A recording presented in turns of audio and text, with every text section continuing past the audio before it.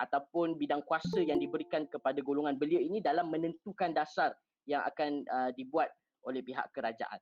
Tetapi hingga hari ini, walaupun kita ada banyak sebenarnya stakeholder ataupun pemegang taruh yang terlibat dalam mewakili suara orang muda, tetapi adakah suara ini mempunyai authority ataupun mempunyai satu weightage sehingga pihak kerajaan perlu dengar, ataupun sekadar pihak kerajaan dengar sahaja tapi tak mempunyai apa-apa kesan terhadap penggubalan dasar. Itu berbeza sebab mungkin kerajaan dengar. Kalau kerajaan dengar, kita boleh tengok dulu. Contohnya ada kita buat sesi bersama dengan golongan belia berkaitan dengan TN50. Adakah kerajaan sekadar mendengar ataupun kerajaan jadikan aspirasi itu sebagai dasar? Itu dua perkara yang berbeza. Kalau sekadar dengar, kita boleh katakan ianya sebagai tersisih. Sebab kalau sekadar dengar, banyak program kita boleh buat untuk seolah-olah kita mendengar suara orang muda. Tetapi yang paling penting, adakah suara ini ditunjukkan ataupun suara ini akhirnya diterjemahkan dalam bentuk dasar yang dibuat kepada masyarakat ataupun kepada negara.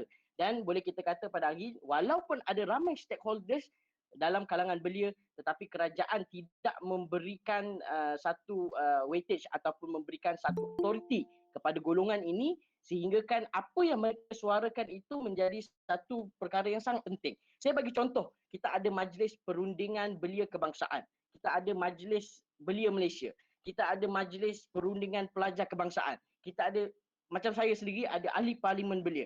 Namun adakah medan yang digunakan oleh golongan belia ini hanya sekadar menjadi medan pertengkaran ataupun medan untuk kita memberikan buah fikir di dalam mesyuarat, tetapi akhirnya kita bagi resolusi kepada menteri. Tetapi akhirnya adakah menteri menganggap bahawa menjadi satu kepentingan dan keperluan untuk suara-suara ataupun konsensus yang dikeluarkan oleh anak muda ini dijadikan dasar?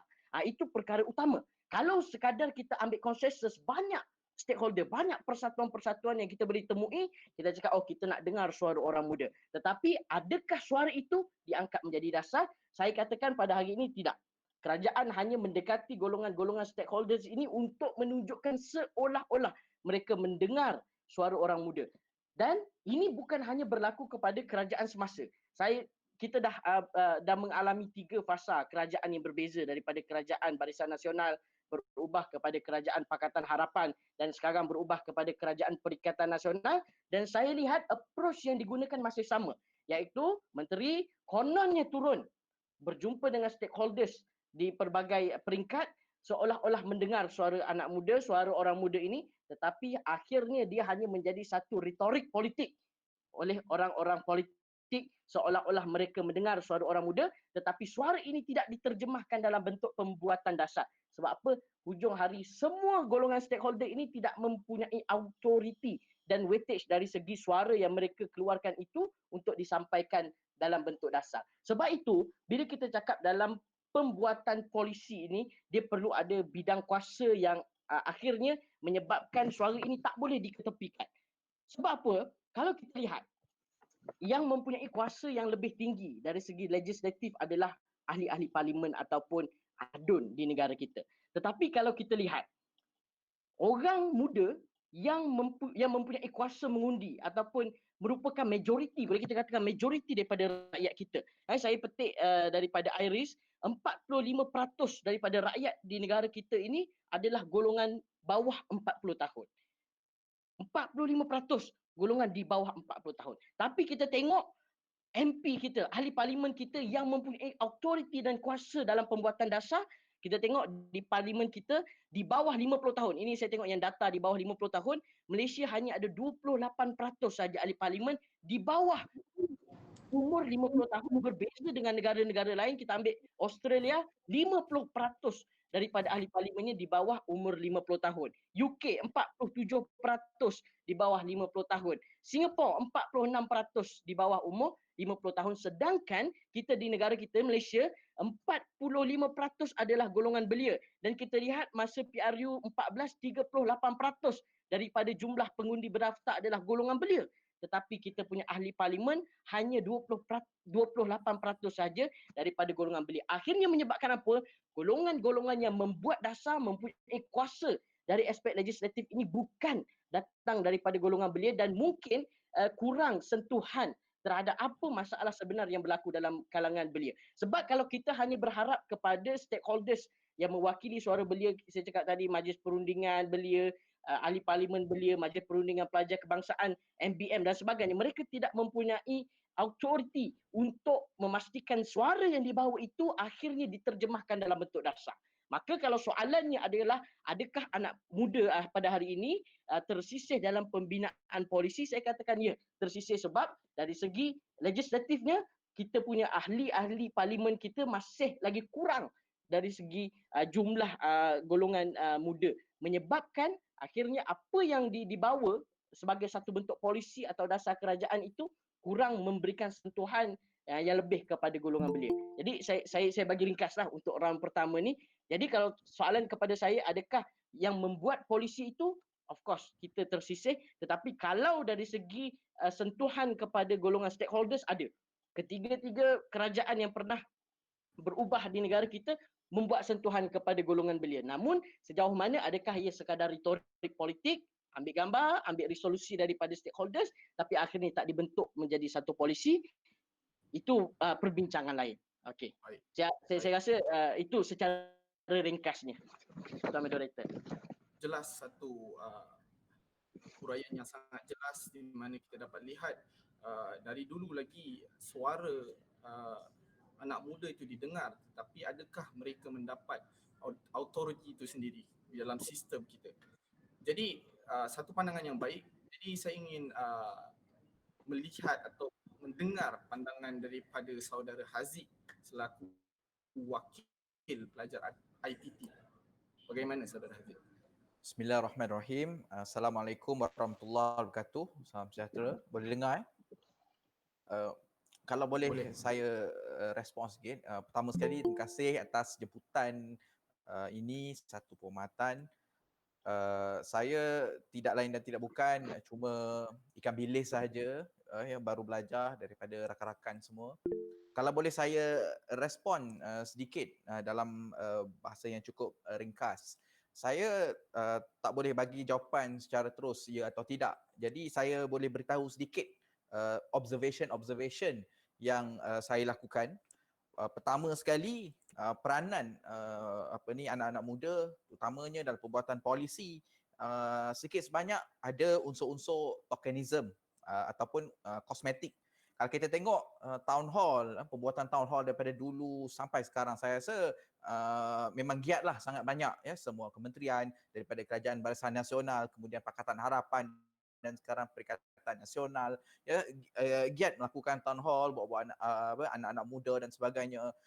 Tetapi kalau kita tengok accountability town hall itu sendiri, kita tak berapa jelas apakah kesan town hall, kesan perbincangan yang kita buat jika kita nak tengok kepada pembuatan polisi. Sebab itu saya rasa satu budaya untuk merekodkan setiap pandangan ya, dan beritahu apakah feedback ataupun respon berkaitan cadangan itu, bagaimana setiap cadangan itu diambil dan diadaptasi di dalam pembuatan keputusan ini dilakukan. Saya rasa kita perlu mula bergerak ke arah itu. Kalau tidak, kita tidak ada satu mekanisme accountability, sama ada benar-benar suara kita ini diambil ataupun sekadar nak tangkap gambar dengan so-called stakeholders ini sahaja. Itu pun kalau kita tengok peranan kalau bila ada town hall dan sebagainya, ini adalah seperti saudara Jazli kata ini berkaitan dengan stakeholders. Mereka bukan pembuat, ya, mereka bagi cadangan. Ya. Itu pun kita tak tahu adakah cadangan itu diambil atau tidak. Sebab itu sebaiknya kita rekodkan. Ini satu budaya baru yang saya rasa perlu kita buat. Ya. Itu yang pertama. Ya, kemudian kalau kita tengok juga, kalau saya boleh kaitkan ya sebagai seorang mahasiswa, terutamanya ketika zaman Pakatan Harapan, antara salah satu manifesto mereka adalah pemansuhan AUKU dan pengembalian kesatuan pelajar atau kesatuan mahasiswa. Tetapi proses mereka untuk menubuhkan kesatuan mahasiswa, untuk memasukkan AUKU ini tidak dilibatkan langsung daripada kepada Majlis Program Pelajar sebagai contohnya. Adapun saya ingat satu demonstrasi ringkas oleh Gerakan Pembiayaan Akademik kalau saya ingat di depan pejabat KPM. Itu pun selepas berlaku itu barulah kerajaan ketika itu, kementerian ketika itu memasukkan mereka dalam jawatankuasa pemasuk aku sebagai jawatankuasa mahasiswa. Yang sebenarnya kalau kita kaji pun struktur jawatankuasa itu tak memerlukan jawatankuasa mahasiswa. Jadi peranan itu juga token, ya. Dan begitu reaktif. Ya, saya tengok itu sedikit sebanyaklah peranan secara token ataupun kosmetik. Ya, seterusnya adalah peranan advisory. Ya, mereka tak ada kuasa untuk mengundi, tak ada kuasa untuk terlibat dalam pembuatan keputusan. Sama juga macam tadi, dia cuma lain sikit lah ya, advisory kita tak tahu dia boleh diambil dan boleh tak ambil. Dan yang terakhir sekali adalah ad hoc basis. Ya, maksudnya kalaulah sekiranya mood ketika itu mood untuk saya teringat satu fenomena di IPT di mana semua bahagian hawal pelajar di seluruh universiti berlumba-lumba nak menunjukkan akulah yang paling student pro student, aku yang paling mesra student di hadapan Menteri Pendidikan Dr. Mazli Malik.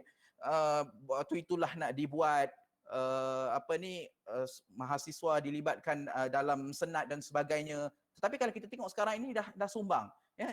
Jadi dia berdasarkan fenomena dan beberapa waktu sahaja bila ada sautan dari kerajaan. Saya rasa seharusnya bila kita nak kata belia atau anak muda ni dilibatkan suara, maka proses itu perlu berlaku bottom up. Ya. Ini saya rasa kesan buruk sekiranya dia cuma berlaku akibat sahutan daripada kerajaan. Ya, itu sedikit. Saya tengok ada sedikit kekangan ya untuk membiarkan anak-anak muda ini jadi masuk dalam proses pembuatan ataupun even stakeholders. Pertama sekali kalau kita tengok perundangan, saya teringat dahulu ketika zaman Pakatan Harapan, mereka sehingga mencadangkan ada wakil mahasiswa di dalam Dewan Negara. Tetapi kalau kita tengok keperluan dalam Dewan Negara paling minimum adalah 30 tahun. Jadi dia ada aspirasi, kita tak tahu, kita tak pasti ada iltizam politik atau tidak. Tetapi kekangan itu yang menghalang. Juga kalau kita tengok kekangannya adalah daripada bilangan anak-anak muda dalam arena politik. Sebab itu kita ada inisiatif seperti pembinaan parti muda, satu parti anak muda yang berniat untuk menghapuskan wallet dengan meletakkan cap umur dalam pimpinan parti muda ini. Itu pun kalau kita tengok ada sedikit kritikan daripada mahasiswa bagaimana peranan 1.3 juta mahasiswa ya atau lebih kurang 10% daripada golongan belia di Malaysia ini tidak terlalu signifikan dalam pembinaan parti ini. Ini juga dikritik ya dengan agak hebat. Ya, itu berkaitan sedikit sebanyak tentang inilah sama ada mereka ni pembuat polisi atau stakeholders. Lebih teruk lagi, kalau boleh saya tambah satu lagi kategori sebelum saya tamatkan adalah tak dikonsult langsung. Ya, ini kategori sama ada dia pembuat keputusan, dia stakeholders ataupun dia tak dikonsult langsung. Kalau kita tengok baru-baru ini contohnya bagaimana statement yang dikeluarkan oleh KPT pada 27 bulan 9 dan 2 bulan 10 yang menyusahkan saya boleh kata ramai mahasiswa, menyebabkan kerugian berpuluh-puluh ribu ringgit. Ya, kita ada wakil pelajar daripada Majlis Perwakilan Kebangsaan dan sebagai contoh. Itu sedikit lah daripada saya. Terima kasih. Saya suka pandangan daripada saudara Haziq di mana kita perlu lihat berbagai bila kita sebut tentang pelibatan anak muda dalam dasar negara seperti peranan mereka, kesan mereka dan juga sistem yang membenarkan mereka terlibat secara langsung atau tidak langsung. Jadi saya ulang balik soalan saya jelaskan balik soalan iaitu pandangan secara umum, adakah status anak muda ini tersisih dalam pembinaan polisi negara? Jadi saya ingin menjemput YB Faiz Fazil untuk memberikan pandangannya tentang soalan yang diberikan tadi. Silakan.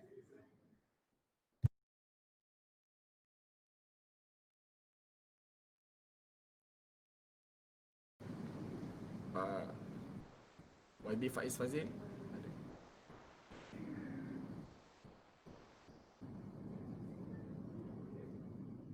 Kita tunggu sebentar. YB kena unmute. Oh. Unmute. YB, sila unmute.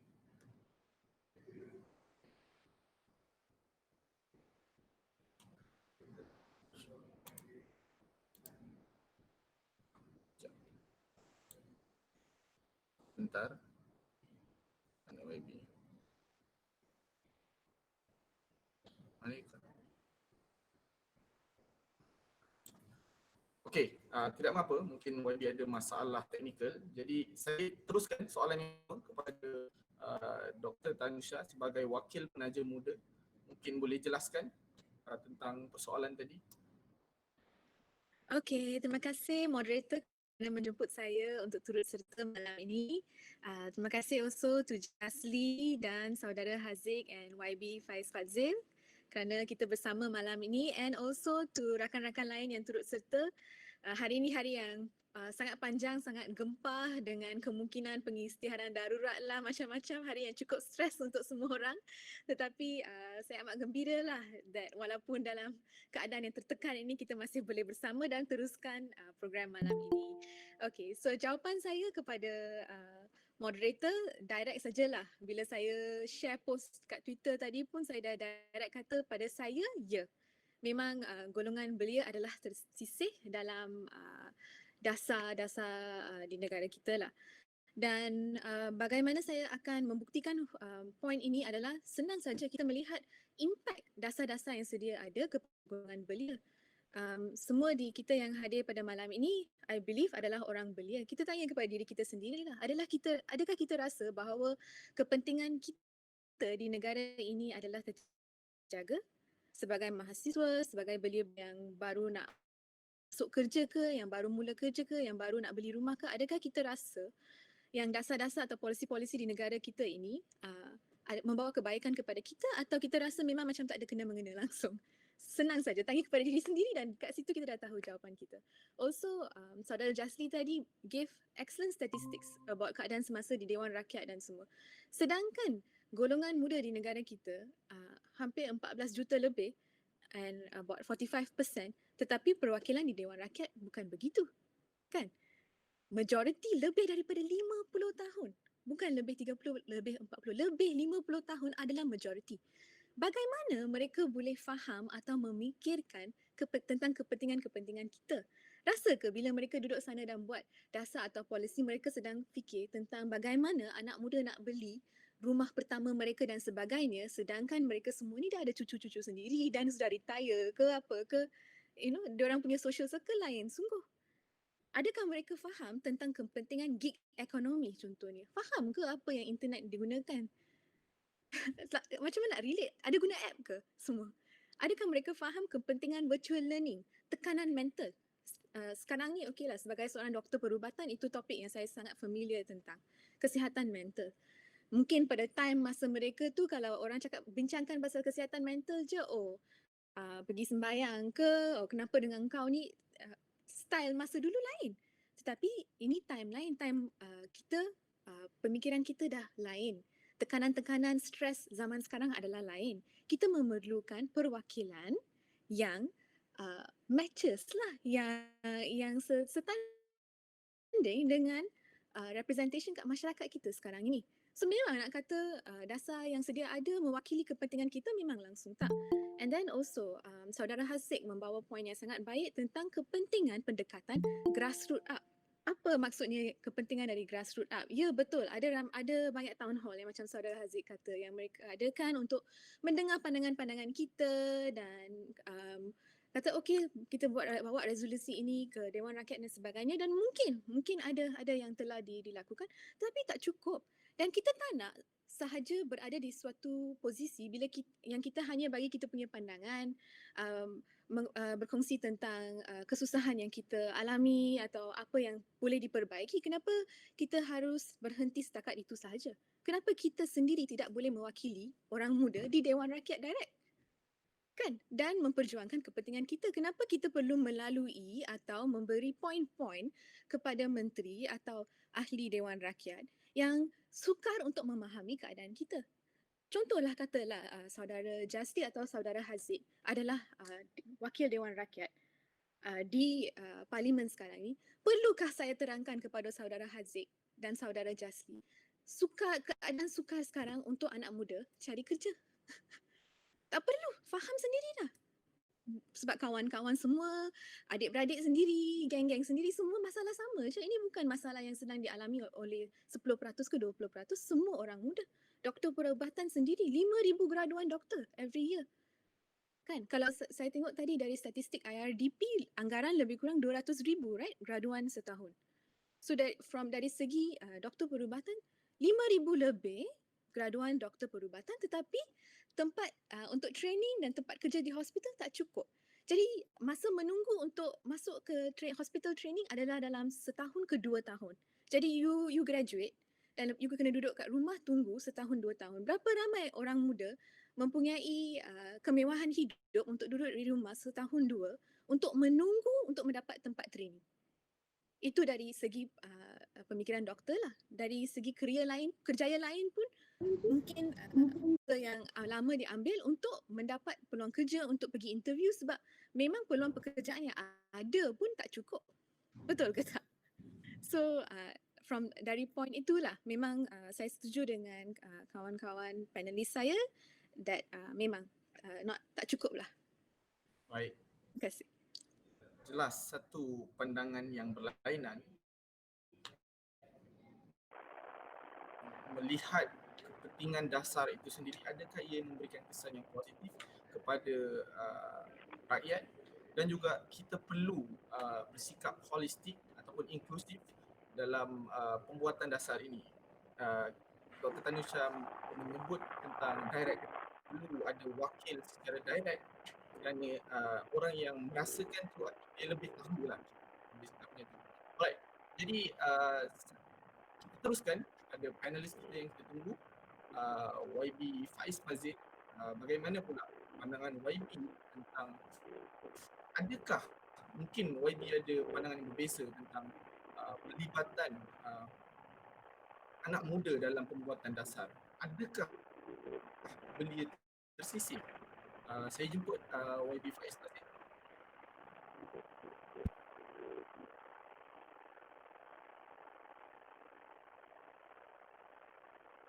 Mungkin YB tengah menghadapi masalah teknikal sebentar.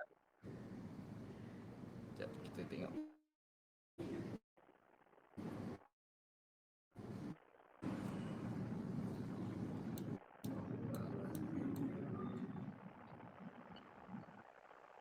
Sebentar ya. YB, silakan YB. YB, dengar suara saya? Mungkin mikrofon ataupun earphone.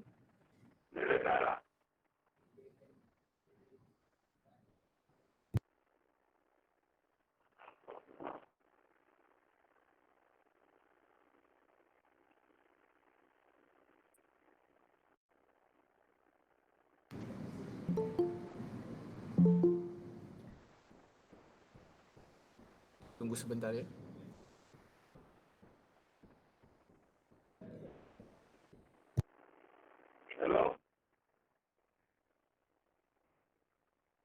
Tak dengar YB. Suara YB pecah. Mungkin masalah. Kena pakai earphone lah YB.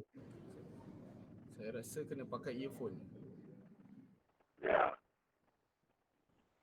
Tak dengar. Suara pecah.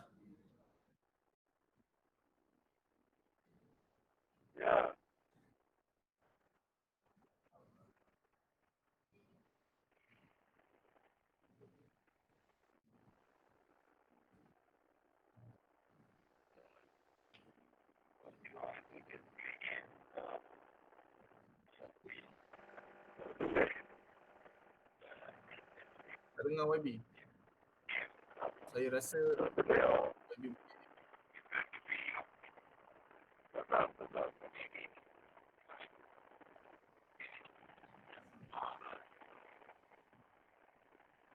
minta maaf YB, kurang jelas. Masih YB tengah kamera, nanti dia akan live betul kat mulut dia. Saya guna kamera.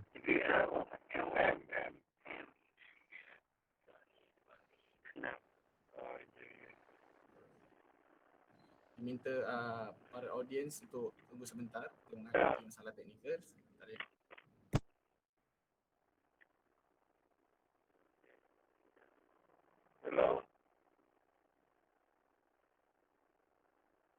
Tak dengar YB. Nak proses. Tak dengar YB. Masih lagi masalah. Tak dengar.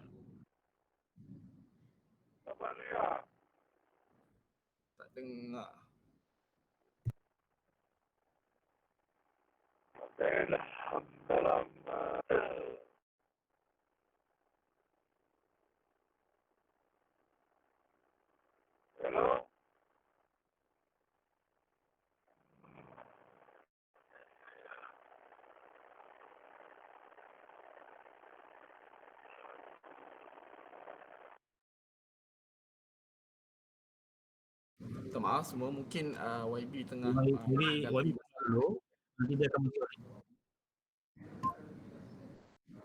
Okey, saya Boleh rasa dia keluar dulu kan?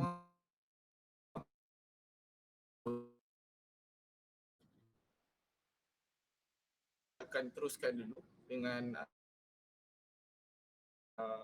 dapat menyelesaikan masalah teknikal tu, kita akan terus ke soalan tu kepada YB. Jadi saya terus ke pusingan kedua di mana saya akan bertanyakan soalan spesifik kepada para panelis kerana masing-masing sudah memberikan pendapat dan idea tentang apa yang mereka fikir tentang kedudukan belia dalam pembuatan dasar. Jadi saya sangat suka untuk mendengar pendapat. Hello, YB. Ya, minta maaf lah. Dengar ke suara saya YB? Dapat. Sebab saya dalam perjalanan, minta maaf tu. Mungkin YB boleh dekatkan sedikit mikrofon YB agar suara lebih jelas. Ya, mikrofon dah dekat sangat. Oh ya ke? Okey. Okey. Saya rasa saya boleh mendengar suara YB. Jadi mungkin YB sebelum kita ke pusingan kedua, soalan yang sama mungkin secara umum dan secara padat, mungkin YB boleh jelaskan adakah anak muda ni sebenarnya tersisih dalam pembinaan polisi negara? Saya persilakan. Ya, okey.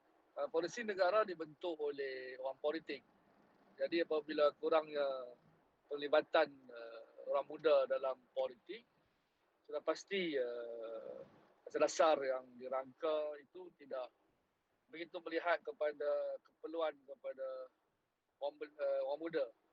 Walaupun banyak dasar-dasar yang menjurus kepada keperluan sudut ekonomi dan sebagainya, melibatkan kesan kepada orang muda, tapi segmen-segmen yang besar ataupun sektor yang besar seperti pembinaan satu sistem pendidikan yang lebih tuntas, itu tidak dibina dengan baik. Kita masih contohnya dalam pendidikan, saya fikir sistem pendidikan dalam negara ini masih ketinggalan, tidak suit dengan keperluan pekerjaan. Seharusnya pada hari ini negara sudah merangkau satu sistem pendidikan yang boleh memberikan peluang pekerjaan yang lebih kepada orang muda. Jadi apabila peluang ini tidak ada kepada orang muda dari sudut pelibatan dalam politik, kurangnya pelibatan dalam politik, membuatkan dasar pendidikan ataupun dasar-dasar penting negara ini tidak dirangka khusus untuk membina modal insan sudut orang muda itu. Jadi tiga perkara yang saya lihat penting untuk kita kaji, kita nilai kedudukan orang muda dalam negara ini dari sudut, iaitu dari sudut pengagihan, peluang dan juga perolehan. Adakah pengagihan kekayaan ataupun pengagihan keuntungan ataupun pendapatan negara ini diagihkan secara adil untuk memantapkan kedudukan ekonomi, kedudukan sosial ataupun kedudukan kualiti hidup orang muda. Dan yang kedua yang sebut tadi, peluang. Adakah peluang-peluang ekonomi, peluang-peluang dari sudut politik, peluang-peluang dari sudut kedudukan sosial itu memberikan tempat yang terbaik kepada orang muda, pertimbangan yang khusus kepada orang muda. Dan juga yang ketiga, dari sudut perolehan. Kita juga perlu menilai bagaimana kita nak membantu orang muda ini mendapat perolehan yang sama adil, yang tinggi kepada orang muda. Jadi kesemua ini, ketiga-tiga masalah ini, ketiga perkara pokok ini yang menjurus kepada perkara dasar, iaitu kurangnya pelibatan orang muda dalam politik yang membuatkan dasar-dasar dalam negara ini agak menyisihkan kedudukan belia dalam negara. Jadi saya fikir perlunya satu ajakan paradigma ataupun satu pemikiran yang positif di kalangan orang muda bahawa orang muda tidak boleh lagi berfikiran politik itu tidak sesuai dengan usia mereka. Mereka harus terlibat dengan politik dan saya percaya a part of parti muda, parti-parti politik lain juga menyediakan platform untuk orang muda. Yang penting orang muda harus bersama terlibat dalam politik. Suara akan menjadi besar dan kita boleh memantapkan kedudukan kita dalam negara. Itu pendapat saya lah. Baik YB, sangat jelas. Saya suka pandangan YB di mana YB mengatakan perlunya ada penglibatan anak muda dalam politik bagi membantu dasar politik itu sendiri, dasar negara itu sendiri berfokuskan tentang penglibatan anak muda dan untuk orang muda. Jadi yang saya cakap, saya rasa pusingan pertama kita sudah selesai di mana kita dapat menyaksikan pandangan dan idea setiap daripada panelis kita. Jadi sekarang saya ingin teruskan ke pusingan kedua. Mungkin pusingan kedua ni mungkin soalan yang lebih direct berdasarkan latar belakang masing-masing, dan juga saya harap setiap para panelis mungkin boleh menjawab dengan masa yang lebih tepat kerana kita ingin penggunaan masa yang optimal. Okay. Jadi saya terus soalan, mungkin saya ingin lihat dahulu dari bawah, iaitu saya ingin bertanya soalan kepada saudara Haziq di mana tentang saya ingin tahu situasi di IPT. Adakah wakil pelajar ini sebenarnya dapat bebas berdiskusi dan terlibat dalam pembuatan polisi terutama di UM? Jadi mungkin saudara Haziq ada sedikit pandangan tentang soalan itu. Terima kasih Syaman Shah. Kalau boleh saya respon sedikit soalan ada banyak sebenarnya, saya dapat ada 3, jadi saya cuba sikit. Pertama, adakah dapat berdiskusi, mahasiswa dapat berdiskusi dan terlibat dalam pembuatan polisi di UM? Saya rasa perkembangan benda ini lebih baik selepas kerajaan Pakatan Harapan mengambil alih. Ya, saya rasa antara kebaikan pertukaran kerajaan pada bulan Mei 2018 adalah mereka kita dapat memecahkan beberapa gelas-gelas siling yang sebelum ini dirasakan mustahil, yang sebelum ini dirasakan tak boleh dibuat, sedangkan tak ada kekangan apa-apa pun, cuma kekangan daripada segi mentality. Tapi apabila berlaku perubahan kerajaan, ya kita tahu jualan hangat kerajaan Pakatan Harapan ini, selling point mereka adalah dalam reformasi institusi mereka ini, antaranya berkaitan dengan freedom of speech, terutamanya dalam universiti yang dilihat sedikit bermasalah. Bukan sedikit, saya rasa agak bermasalah ketika zaman sebelumnya. Ya, ada serba sedikit, tetapi ia masih tidak dapat memberikan kesan ataupun peluang untuk mahasiswa berdiskusi secara tidak ad hoc ataupun secara kekal. Sebab kalau kita tengok sebarang diskusi berlaku, dia adalah atas dasar jemputan. Sebagai contohnya berkaitan pengurusan krisis COVID-19 di Universiti Melaya. Ya, cara perangan mahasiswa diambil adalah daripada jemputan kemesyuarat. Ya, saya juga dimasukkan sekali lah ada satu task force COVID-19 membincangkan tentang SOP dan sebagainya. Pun begitu selepas saya minta, ya, jadi rasanya mereka tidak menolak, tetapi untuk mengutamakan penglibatan mahasiswa di setiap pandangan itu, saya tak rasa benda itu benar-benar berlaku. Terutamanya di Universiti Melaya. Saya rasa bukan di Universiti Melaya saja, di universiti-universiti lain juga. Kita ada banyak jawatan kuasa di dalam universiti. Di Universiti Melaya kita ada 13 jawatan kuasa utama. Saya sendiri pernah meminta Di mana? di depan Naib Chancellor meminta supaya mahasiswa dimasukkan dalam wakil jawatankuasa yuran universiti, sebab yuran sejak akhir ini suka naik dan turun sesuka hati mereka, tak dikonsult dan sebagainya. Tapi jawapan yang saya terima adalah beliau rasakan mahasiswa tidak sepatutnya terlibat secara langsung dalam pembuatan keputusan. Mungkin sekadar untuk dapatkan pandangan apabila perlu. Jadi saya rasa dia punya approach-nya bukanlah secara kekal tapi secara ad hoc. Kalau kita tengok juga perwakilan mahasiswa ini cukup kenal setahun lepas semua universiti berlumba-lumba nak buat benda ini. Tapi kita tengok asasnya adalah cuma wakil secara jemputan. Itu pun saya ada dengar beberapa rakan-rakan daripada universiti lain apabila ada setengah perkara yang agak sulit, mereka diminta untuk keluar. Mereka juga tak diberi kuasa untuk mengundi. Jadi penglibatan itu daripada diskusi saya boleh kata sesetengahnya, ada yang tak dilibatkan. Tapi untuk terlibat secara langsung dalam pembuatan keputusan itu sangat-sangat sedikit. Sangat-sangat sedikit. Ya.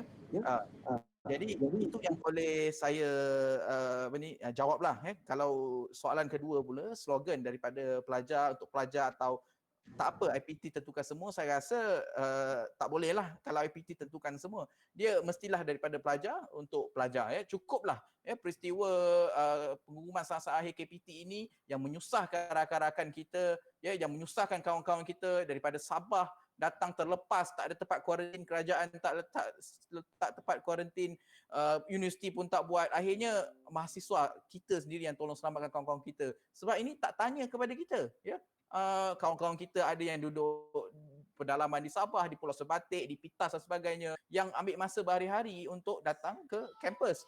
Jadi bila pengumuman dibuat, memang dah tak ada. Mereka ni ada yang dah terlepas. Jadi ini sebab tak tanya kepada grassroots, kepada akar umbi. Dan yang soalan terakhir, bagaimana penerimaan pengusaha universiti dalam mendengar suara mahasiswa sekiranya berlaku krisis dan sebagainya. Saya rasa ini saya dah jawab tadi, tapi saya nak tekankan apa yang saya boleh concludekan, kita ada krisis yang besar, bukan setakat untuk peringkat approach stakeholders, tetapi kadang-kadang keputusan yang melibatkan mahasiswa sendiri tidak dikonsult dengan kita dan sebagainya. Di Universiti Melaya saya rasa mungkin agak baik, tapi di universiti lain saya dengar lebih rumit. Malah ada pengurusan universiti yang mengatakan sekiranya kita masukkan atau kita bertanya mahasiswa berkaitan satu isu, maka mahasiswa sudah tentu menolak perkara itu. Jadi ini sangat tak berasas, dan kita kena mengisafi dan melihat semula krisis penglibatan mahasiswa dalam pembuatan polisi. Saya rasa itu saya boleh cakaplah. Saya suka dengan pandangan tu kerana saya pun merupakan salah satu mahasiswa dan terkesan dengan situasi tersebut. Jadi saudara Haziq menyatakan bahawa kita tidak mendapatkan sepenuhnya pelibatan dalam pembuatan polisi di universiti, tetapi kita mampu tampil berdiskusi dengan mereka. Okey, itu di peringkat IPT. Mungkin kita boleh lihat di peringkat yang lebih besar, iaitu saya ingin bertanyakan soalan kepada saudari Jazli pula tentang sejauh mana pandangan saudara tentang keberkesanan Parlimen Belia bagi memperkasakan perlibatan anak muda dalam pembentukan dasar. Mungkin saudara Jazli sebagai seorang Parlimen Belia di apakah pandangan berkaitan dengan pelaksanaan program Parlimen Belia Malaysia, saya kira ketika awal pelaksanaan program ni dia sangat cantik lah, ketika zaman YB Khairi menjadi Menteri Belia, di mana antara KPI yang perlu dilaksanakan adalah ni mungkin ramai tak tahu. Apabila usul itu dibahaskan di peringkat jawatan kuasa, maksudnya kita ada 9 jawatan kuasa dalam Parlimen Belia, kuasa sosio-ekonomi, jawatan kuasa pembangunan dan sebagainya di peringkat jawatan kuasa, dan akhirnya akan diusulkan ke dalam Parlimen Belia untuk dibahaskan. Sama seperti Parlimen yang kita lihatlah perbahasan. Kan ada pencadang, ada pembahas, ada penggulung dan sebagainya sebelum diundi, dan usul-usul yang diluluskan di peringkat Parlimen Belia perlulah dibawa kepada Menteri Belia Sukan, dan Menteri Belia Sukan perlu bawa dalam mesyuarat kabinet. Itu antara dia punya garis masa yang sepatutnya diikuti oleh kementerian, iaitu first daripada jawatan kuasa dibawa ke Parlimen Belia untuk dibahaskan, dan yang diluluskan perlu dibawa ke mesyuarat kabinet untuk menteri-menteri kabinet ni aware apa yang diperlukan, apa kehendak dan desakan daripada Belia. Dan saya difahamkan di peringkat awal pelaksanaan program ini dia sangat cemerlang lah. Dibawa, YBKJ bawa ke dalam mesyuarat kabinet dan sebagainya. Saya difahamkan daripada batch-batch yang lepas dalam pelaksanaan program Parlimen Belia, ada beberapa isu yang diangkat oleh KBS, contohnya dalam isu e-sport. Sebelum kita e-sport di Malaysia ini diinstitusikan di bawah persatuan dan sebagainya, Parlimen Belia lah yang membawa usul ini kepada kementerian dan dibawa ke dalam mesyuarat kabinet, dan akhirnya kita lihat seperti hari ini, dan ada dalam kalangan ahli Parlimen Belia ini menjadi penaja kepada e-sport Malaysia dan sebagainya. Itu contoh. Ada juga usul-usul berkaitan dengan sokongan kepada undi 18 juga dibawa di peringkat Parlimen Belia. Ini sebelum ini lagi. Dan berkaitan dengan boikot minyak sawit EU, banyak isu yang dibawa. Dan saya katakan bahawa program ini sangat baik untuk mendidik masyarakat, terutamanya golongan belia, dalam kesedaran berkaitan suara belia, kepentingan suara belia dalam pembentukan dasar, dan dalam melatih golongan belia ini bersedia untuk menjadi pembuat dasar. Bukan sekadar mock debate sahaja di parlimen, tetapi mereka disediakan ada akses kepada agensi, ada akses kepada kementerian untuk dapatkan data dan sebagainya, untuk kita latih mereka ini jadi pembuat dasar. Tetapi seperti saudara Haziq kata, kita semua sedia maklum Pakatan Harapan sebelum ini antara perkara yang dibawa di dalam media adalah bagaimana keterbukaan dan sifat inklusifnya Pakatan Harapan dalam mendengar suara belia dan orang muda. Tetapi apa yang berlaku, saya dilantik sebagai ahli Parlimen Belia di bawah Kerajaan Pakatan Harapan. Dan apa yang berlaku, kami difahamkan daripada 4 usul yang dibahaskan di Parlimen Belia, 3 usul telah diluluskan. Pertama, saya sendiri terlibat dalam usul mengenai pembentukan satu dasar khas TVET negara. Boleh lihat, saya sendiri menggulung usul tersebut. Yang kedua berkaitan isu kesihatan mental, dan ketiga mengenai penyelesaian sosio-ekonomi belia. Kita bincang pasal isu perumahan, isu gaji, isu pekerjaan dan sebagainya. 3 usul ini dibahas dan diluluskan. Tetapi difahamkan, usul yang telah dibahas dan diluluskan ini tidak pun dibawa ke dalam mesyuarat kabinet. Maksudnya, ia adalah kegagalan, minta maaf daripada Parti Muda. Kegagalan YB Syed Saddiq ketika itu menjadi menteri untuk membawa aspirasi orang muda ini, yang mungkin dia boleh gunakan ini hanyalah program. Tetapi bagaimana iltizam politik itu patut mereka berikan, menunjukkan bahawa kerajaan menerima baik belia dalam membuat dasar-dasar negara. Dan saya lihat antara usul yang pernah, antara perbahasan yang pernah dibawa ketika itu adalah berkaitan dengan My30 yang hari ini kita gunakan dalam pakej stimulus COVID-19 yang kad rapid RM30 sebulan. Itu dibahaskan, dibincangkan dan diusulkan di dalam Parlimen Belia. Maksudnya, golongan ini tidak hanya sekadar berretorik ataupun mock debate di dalam Parlimen Belia, tetapi membawa kepada penyelesaian sebab mereka lebih memahami golongan belia ini. Contoh, isu My30 ini, rapid 3 bulan dah di sebelum COVID, menunjukkan bahawa ia adalah penyelesaian yang baik. Saya sebab COVID ni saya guna pengangkutan awam sebab saya lihat lagi murah. Sebulan RM10 berbanding saya bawa kereta, parking saja RM200.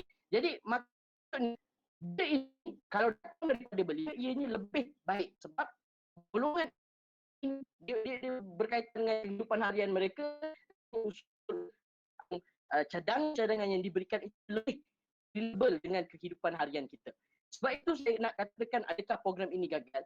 Saya uh, agak tidak adil untuk saya katakan program ini gagal. Sebab ramai daripada sahabat-sahabat saya yang sebelum ini tidak mempunyai kecenderungan politik, tidak mempunyai tak aktif dalam akhirnya berubah setelah masuk parlimen, mula aktif dalam berpersatuan, mula aktif dalam aktiviti politik. Sebab betul belia dalam buat dasar kepada negara.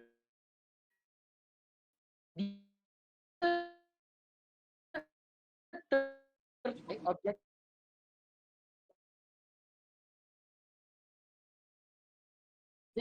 mengiklan pada ada nasional pertama. Kuman itu ada kaitan dengan authority ataupun dari wastage yang diberikan program tersebut. Lima kita diusulkan untuk aktakan, kita letakkan akta khusus parlimen belia ini supaya perwakilan belia ini berbahas dan usul yang dibahaskan perlu dibentangkan di dalam mesyuarat kabinet ataupun di parlimen dan sebagainya untuk mewakili suara sebenar anak muda. Tapi tak berjaya lah. Saya tak kenapa kementerian takut sangat dengan suara orang muda.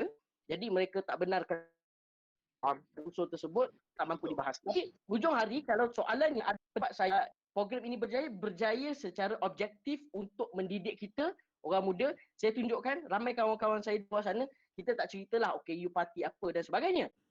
Macam-macam parti ada dalam tu. Tetapi mereka mempunyai kesedaran tentang pentingnya suara orang muda ni dalam membuat dasar, sebab kita dah lihat dasar-dasar yang dibentangkan ni bukan sekadar cakap di kedai kopi, bukan dasar-dasar retorik orang politik, tetapi melihat kepada apa isu sebenar, isu dasar yang berlaku dalam kalangan masyarakat. Jadi itulah saya punya komen berkaitan dengan parlimen belia. Alright, terima kasih.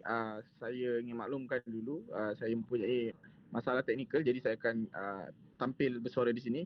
Terima kasih saudara Jazli kerana memberikan pandangan tentang keberkesanan dan juga apakah peranan parlimen belia di dalam pentas politik Malaysia ni.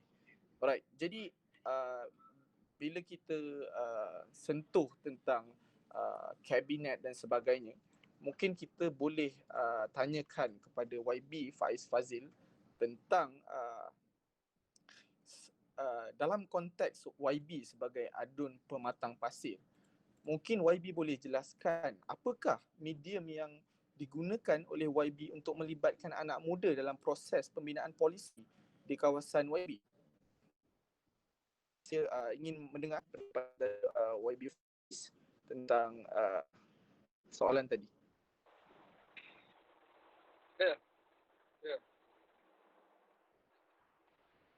Apa tentang apa? Saya tak mau dengar. Dengar. Alright, saya ulang balik soalan.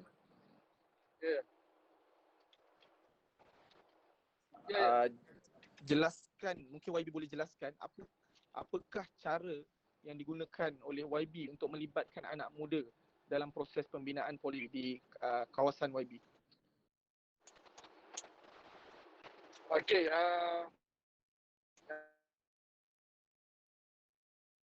pertamanya memang dalam politik saya memang mengangkat orang muda dalam pejabat pusat khidmat saya. 6 daripada 7 pegawai pusat khidmat saya yang di Pulau Pinang ni terpanggil pegawai serentak. 6 daripada 7 itu adalah orang muda bawah 30-an. Jadi mereka yang bantu saya melakukan kerja politik di Matang Pasir. Sampai mereka juga lah yang bantu saya untuk merangka apa-apa dasar ataupun polisi yang ingin saya angkat ke Kerajaan Negeri Pulau Pinang. Begitu juga dalam merangka soalan-soalan di Dewan, pembahasan dan sebagainya, mereka lah yang bantu saya. Jadi itu antara cara saya melibatkan orang muda dengan bentukan dasar dalam kerajaan negeri. Sampai itu Kerajaan Negeri Pulau Pinang juga menyediakan satu platform bagi belia ataupun orang muda untuk berkecimpung dalam politik ataupun berkecimpung dalam program dasar ini yang kita panggil pergerakan komuniti muda, PK, yang mana di Kota Pasir ni yang aktif dengan PK ni juga adalah pegawai di pusat khidmat saya. Jadi mereka mengambil peluang ini dengan berkecimpung dasar untuk membantu membangunkan belia dan juga membantu dari sudut kerja-kerja ataupun khidmat masyarakat yang dilakukan oleh PK. Antaranya kita menyediakan pusat tuition percuma kepada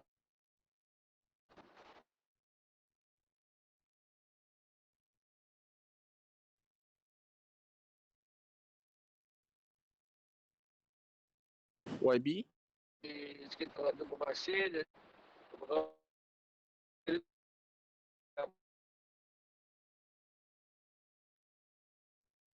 pakai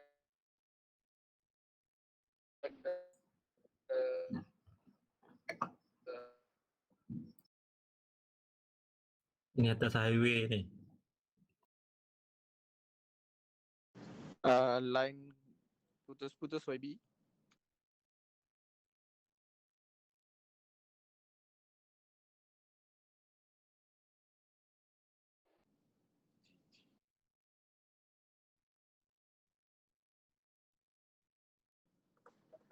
YB boleh dengar ke? Kat sini tak dapat dengar suara YB.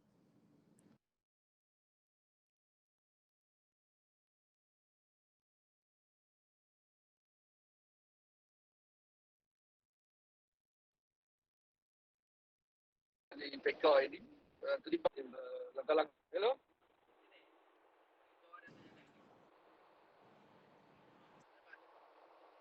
Ya, Okey, boleh dengar. YB boleh dengar. Teruskan. hello? Boleh. Okey, jadi di Pulau Pinang ini kita juga agak betuhkan kerajaan negeri juga memberikan fokus kepada pembangunan belia.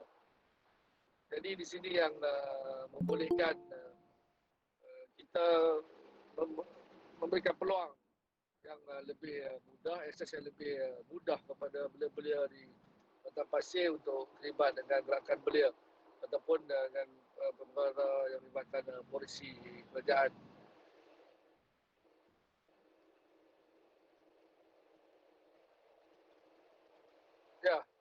Ya, itu pandangan saya.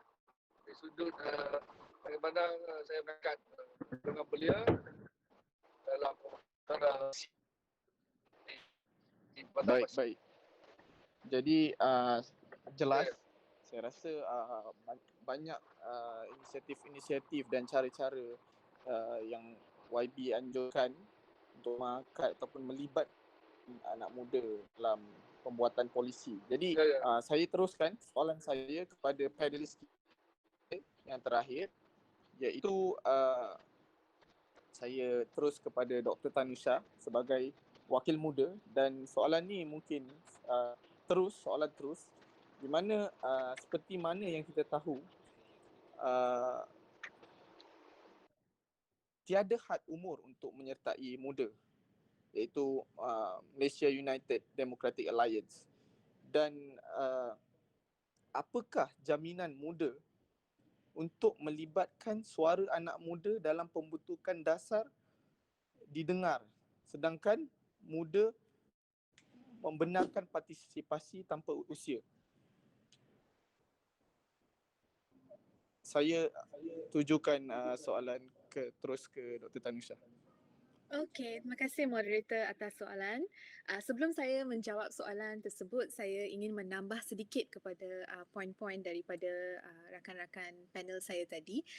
Saya ingin menyokong stand saudara Jazli tentang kepentingan dan keberkesanan program-program seperti Parlimen Belia.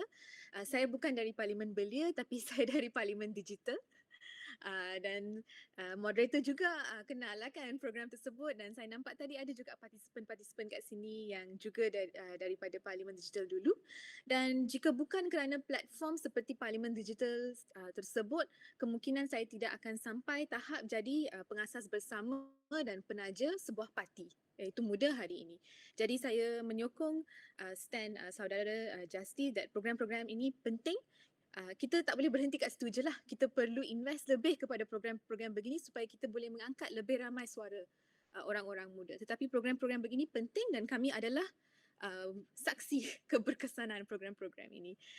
Dan juga kepada poin daripada saudara Haziq tadi tentang masalah-masalah rakan-rakan siswah kita yang tidak diberi perhatian dan tidak difahami oleh kementerian hari ini, yang bila mereka membuat penangguhan kemasukan kepada universiti hari itu secara tiba-tiba. Kenapa perkara-perkara ini berlaku? Kerana memang mereka tak faham. Tak faham yang kita yang datang dari kampung-kampung ni, saya bukan orang bandar juga, saya dari Taiping, budak kampung juga. Kita ni datang dengan dah lah spend duit semua nak beli barang dan semua untuk sampai ke universiti. Itu memang simpanan-simpanan yang kita ada untuk maksimumkan dan kita tahan sampai ke universiti so that okay boleh start. Nak beli tiket nak balik tak ada. Sebab tu bila hari tu Muda pun buat fundraising, kita sampai I think kutip sampai 51,000 untuk siswa, tetapi message yang kami terima adalah daripada beribu orang. Last sampai ada yang macam kes-kes yang sangat teruk yang memang sedang macam bermalam kat stesen bas dan sebagainya, kita keluar duit poket sendiri. Saya sendiri pun RM50, RM50 just sebab tak, kesian sangat. Macam mana kita nak tidur malam memikirkan seseorang yang sedang tak makan sehari full dan sedang tidur dekat bus station dan tak ada duit, tak tahu macam mana nak balik. So saya menyokong poin-poin daripada rakan-rakan panel saya lah, dan of course YB Faiz Fadzil, no comment lah, memang dah dijelaskan dengan terang, dan terima kasih kepada YB kerana melibatkan orang-orang muda dalam team YB. Itu I think sesuatu yang YB lakukan daripada kapasiti YB sendirilah. So terima kasih untuk itu. Okay, so tadi soalan saya tentang muda. Jika muda tidak mempunyai had umur, bagaimana kita boleh memastikan penglibatan dan kepentingan anak muda dijaga, kan? Okey, jadi kenapa kita membuka penyertaan kepada parti muda kepada semua umur? Kerana kita tidak mahu melakukan kesalahan yang sama yang dilakukan oleh parti-parti lain yang sedia ada. Dalam segi kita tahu bagaimana perasaan bila kita didiskriminasi dan tidak diberi peluang untuk menyertai kepimpinan tertinggi. Jadi kita tidak mahu melakukan kesilapan tersebut secara reverse, di mana kita tidak memberi peluang kepada orang tua untuk atau orang yang bukan begitu muda untuk menyertai parti ini. Okey, tetapi bagaimana kita akan memelihara kepentingan kita adalah satu, dengan memastikan kepimpinan tertinggi parti muda lebih kurang 70% atau 75% daripada perwakilan kepimpinan tertinggi akan diwakili oleh orang muda, dan itu telah dimaktubkan dalam perlembagaan kami. Jadi itu dah fix lah. Jadi macam mana pun 75% daripada kepimpinan parti akan diwakili oleh orang muda, dan itu cara kita akan memastikan yang suara dan perwakilan kita dijamin. Itu satu. Dan yang kedua ialah kita telah meletakkan term limit penggal untuk setiap pemegang jawatan, iaitu 3 penggal sahaja. Jadi suka tak suka, kata contohlah kan YB Said Saddiq jadi presiden parti. Lepas 3 penggal, suka tak suka, get out. Senang saja. Dan itu kita mengelakkan, sebab kalau kita lihat sekarang Dewan Rakyat kita, mereka sebab waktu mereka muda dulu, cuma mereka tak keluar daripada Dewan Rakyat dan daripada jawatan-jawatan yang mereka pegang sampai sekarang. Sebab itu kita melihat perwakilan di Dewan Rakyat adalah daripada golongan yang tua, tapi mereka mula masa muda.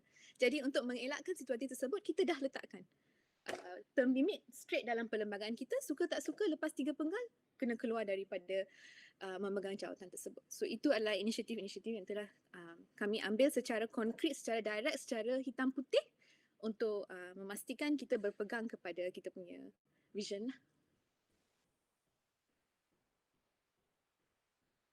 Moderator unmute. Unmute moderator.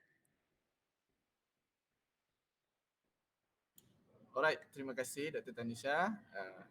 Okay, kita dapat lihat dari sistem muda itu sendiri menjaga sistem yang dibawa bagi tidak memastikan apa-apa masalah pelibatan ataupun isu inclusivity berlaku. Alright, jadi jelas semua panelis menjawab soalan dengan jelas, dan saya ingin buka semua audience untuk, jika ingin menanyakan soalan boleh letakkan di ruang chat dan pihak kami akan memilih soalan yang relevan, dan mungkin hanya beberapa soalan yang akan diusulkan kerana kita mempunyai kekangan masa. Jadi di sini saya ada satu soalan daripada Syahmin Alias, di mana saya akan bacakan soalan itu. Isu utama ekonomi di Malaysia melibatkan gaji yang rendah, harga rumah, kesihatan yang tinggi, dan PRU Pilihan Raya Umum 15 nanti beliau akan menjadi huge vote bank kepada negara. Maksudnya ramai partisipasi belia. Adakah polisi-polisi yang bersifat ad hoc, short terminist treatment akan dirasakan berjaya untuk menggembirakan hati anak-anak muda Malaysia? Jadi soalan ini direct, mungkin lebih bersikap futuris. Saya buka kepada panelis, mana-mana panelis yang ingin menjawab soalan ini.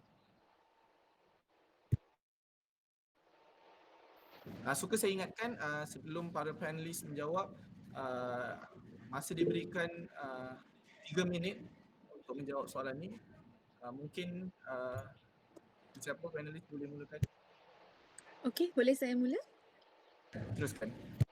Okey, saya akan beri jawapan yang singkat lah. Saya rasa apabila undi 18 diaktifkan, harap sebelum PRU yang 15, saya tak tahu bila kan PRU 15 akan diadakan, sebab voter bank ini hanya saya rasa tahun depan bulan 7, bulan 8 masa itu saja akan digazetkan lah. So hanya dengan kemungkinan ini kita sudah boleh melihat parti-parti yang sedia ada sudah memobilisasikan grup-grup mereka dan strategi mereka untuk untuk appeal, untuk menjadi lebih menarik kepada orang-orang muda. Dah boleh melihat sedang menonjolkan perwakilan muda dalam parti-parti, sedang memberi peluang kepada golongan muda dalam untuk berbahagian dalam webinar, dalam forum, dan juga kita melihat di PRN Sabah ada calon muda 23 tahun kan, Adun. Mana ada sebelum ini kita boleh melihat situasi-situasi sebegini. Ini adalah kerana ancaman, dan mereka tahu that kalau kita tidak mula menggerak dan memberi kepentingan kepada golongan muda, mereka tidak akan mengundi kita. Senang saja. So hanya dengan the possibility, kemungkinan yang akan undi 18 akan digazet sebelum PRU 15 ini telah telah membolehkan parti-parti sedia ada ini untuk menukar strategi mereka. Okey, itu satu. Yang kedua, isu-isu yang telah dibangkitkan oleh moderator tadi dari pihak individu yang memberi soalan tersebut, isu-isu seperti kesihatan, seperti ekonomi, seperti peluang pekerjaan yang sedia ada. Bagaimana kita memastikan yang polisi-polisi yang akan masuk memberi fokus kepada isu-isu sebegini. Saya boleh jawab dari pihak muda lah ya kan. So bagaimana kita memastikan yang vision kita adalah sama dengan isu-isu sebegini adalah dengan approach grassroots, iaitu contohnya sekarang kita menjalankan banyak sesi dan program virtual yang kita mendengar daripada geng-geng muda kami, daripada mereka yang menyertai program-program tersebut. Kenapa virtual? Kerana kita ada COVID sekarang, tak boleh nak turun padang, nak balik kampung pun tak boleh. So kita maintain secara virtual, dan harapnya bila keadaan dah reda sedikit, kita boleh turun direct kepada kawasan rural, kepada kampung halaman kita, dan bertemu dengan golongan-golongan muda dan mendengar pandangan-pandangan mereka. Ramai yang kritik muda, yang kata kenapa tak bentangkan polisi kamu, manifesto kamu. Senang saja kalau nak bentangkan semarak satu hari duduk berbincang dalam bilik, boleh kita bentangkan polisi dan sebagainya. Tapi kita tidak mahu melakukannya begitu. Kita mahu mendengar, lepas tu kita kumpulkan data kami, kita punya biro data kami yang mengumpulkan maklumat daripada setiap sesi jelajah dan setiap sesi yang kita adakan dengan kita punya supporter, dan maklumat-maklumat feedback yang kami terima yang kebanyakannya sama seperti isu-isu yang telah dibangkitkan sekarang ini, iaitu peluang pekerjaan dan sebagainya, dan semua itu kita kumpulkan dan kita list. Ini priority, ini cadangan yang diberikan. Ini masalah paling utama yang dihayatkan supaya kita tidak daripada satu perspektif dari sini yang kata, oh okey saya tahu apa masalah semua golongan siswa di negara ini. No, saya nak dengar direct. Oh ini masalah dia. Atau daripada golongan minoriti atau daripada golongan kampung orang asli yang masa saya turun sendiri kat sana dekat Gua Musang, wow, memang very very susah lah kalau nak Alright. yeah. So that's the point.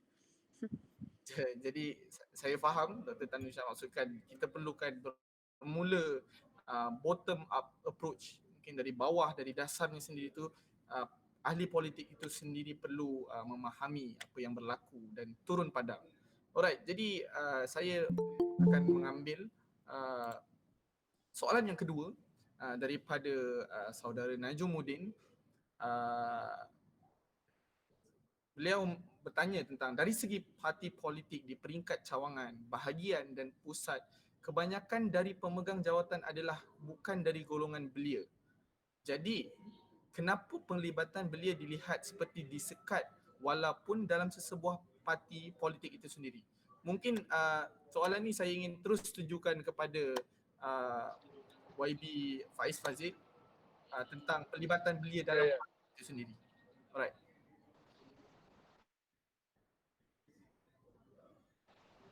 Okey. Dengar tu. Belia ini ditafsirkan sebagai golongan yang ada pemikiran yang baru, yang segar, yang konstruktif. Ya, dengar. Hello? YB dengar. Teruskan. Okey. Ini nak ambil ke Ika? Teruskan YB. Ya. Jadi Pertuan Tan Melaka berkata bahawa idealisme adalah ketahuan terakhir yang hanya ada pada orang muda. Jadi bermaksud orang muda ini dia memang kaya dengan idealisme. Cuma secara realitinya di negara kita ini, rakyat di bawah ini masih mahukan orang politik yang boleh menyantuni mereka secara dekat ataupun ada personal touch dan sebagainya. Ini yang membuatkan cara realitinya orang muda sukar untuk mendapat tempat jika ini yang dipandang oleh rakyat. Jadi bagi saya Malaysia harus memulakan satu langkah baru, iaitu satu pemikiran baru di kalangan rakyat yang tidak lagi membuatkan rakyat ini bersifat manja. Kita harus ada sifat berdikari, mampu hidup atas kaki sendiri, yang mana polisi-polisi negara, dasar-dasar politik ini kita baca ataupun kita paksikan atas kecerdasan akal, pencambahan buah fikiran dan bukan atas dasar nilai politik yang demokratik dan sebagainya, dan bukan atas dasar gula-gula, atas dasar habuan dan sebagainya. Dan apabila kita bercakap tentang politik di bawah di mana rakyat masih mengharapkan habuan ataupun bantuan dan sebagainya, itu yang membuatkan golongan muda ini kurang mendapat tempat di peringkat cawangan, bahagian dan juga seterusnya di peringkat negeri ataupun peringkat federal level.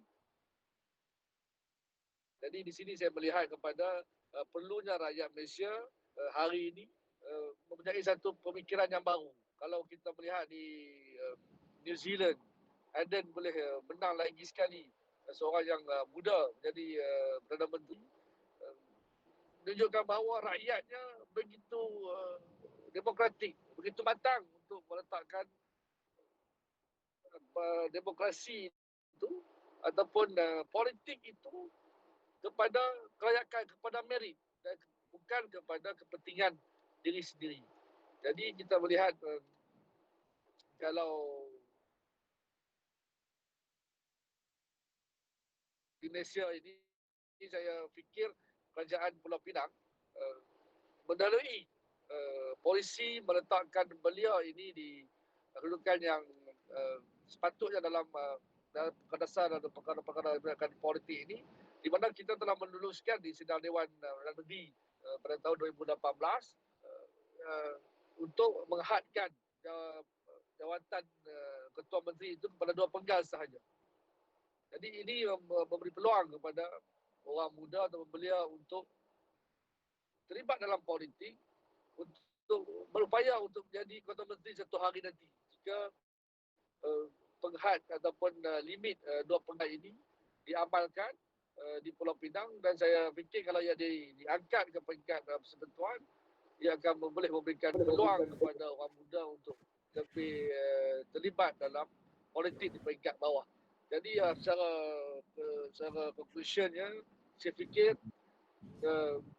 kita rakyat Malaysia punya satu tanggungjawab yang besar untuk mengangkat negara ini ke tahap yang lebih maju, mengangkat negara ini berdasarkan pada nilai-nilai demokratik yang tulen, seperti mana majunya negara di barat ini, kerana mereka mengangkat demokrasi itu secara tulen. Mereka mengangkat sistem politik yang jujur. Tidak pernah berlaku kudeta-kudeta seperti langkah Sheraton di negara-negara barat. Kita mengamalkan Westminster Constitution, kita mengamalkan Westminster Democratic System, tapi substance yang kita tidak amalkan. Kita hanya mengambil form, dia tidak substance-nya. Jadi jika kita mengambil Westminster System ini, kita amalkan betul-betul, kita akan dapat melihat negara kita maju, kerana negara ini dari sudut urus tadbirnya, sudut tata kelolanya berpaksikan kepada politik nilai, berpaksikan kepada demokrasi, berpaksikan kepada merit yang akhirnya akan meletakkan negara ini tahap yang lebih maju. Tapi apa yang kita lihat hari ini, orang politik itu perlu ada duit, orang politik itu perlu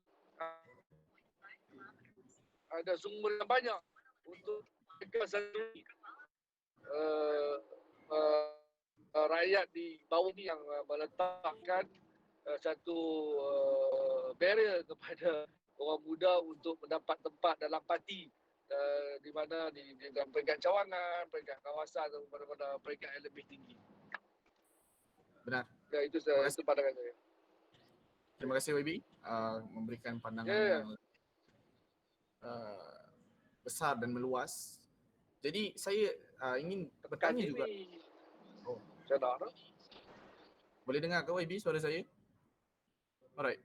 Jadi saya ingin tanyakan soalan yang sama juga. Mungkin saudara Jazli boleh terangkan bagaimana, adakah sistem di dalam parti itu sendiri menyekat pelibatan anak muda dalam politik Malaysia ni? Mungkin ada sedikit dan ringkas, pandangan secara ringkas daripada saudara Jazli. Okey, pada pandangan saya, kaitan dengan politik kepartian dalam kalangan anak muda ni adalah kita kena faham anak muda ni ada limitasi macam YB mengatakan sebentar tadi, dari segi keuangan, masa dan sebagainya. Contoh saya tinggal di Kuala Lumpur tetapi saya punya konstitusi berada di Johor. Jadi saya memerlukan kos yang tinggi, masa yang banyak untuk setiap minggu saya balik ke kawasan saya.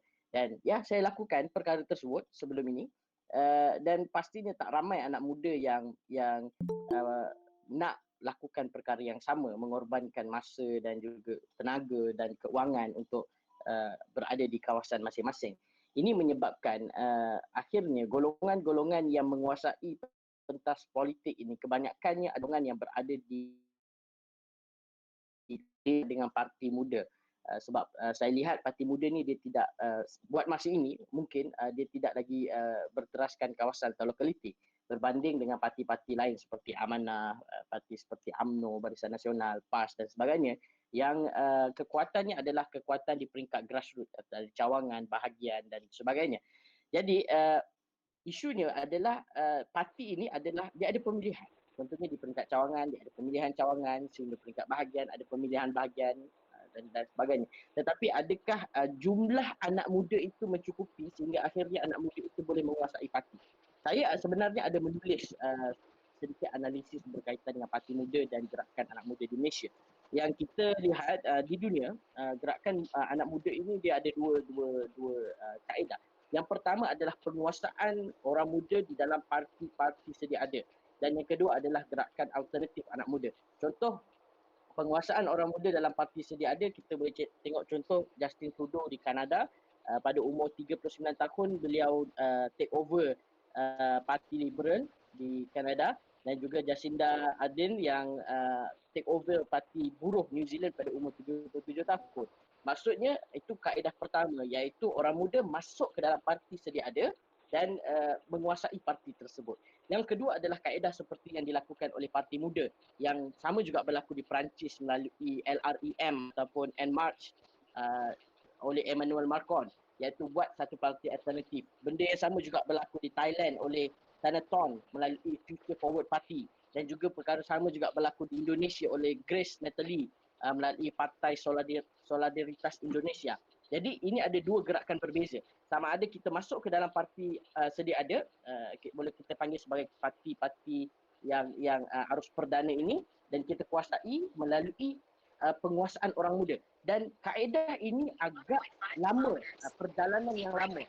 Sebab orang muda ini perlu masuk daripada peringkat grassroots, kena masuk dulu cawangan. Contohnya kalau ahli cawangan ada 100, kena make sure 50% itu adalah orang muda supaya you boleh jadi ketua cawangan. Akhirnya you kena pergi pula dekat bahagian. Kalau ada 100 bahagian, dalam bahagian you ada 100 cawangan, you kena make sure 50 daripada cawangan-cawangan itu adalah dikuasai oleh orang muda supaya boleh angkat you sebagai ketua bahagian. Pergi pula di peringkat pusat. Nampak tak? Dia perjalanan yang sangat besar dan memerlukan iltizam politik yang sangat besar daripada golongan muda.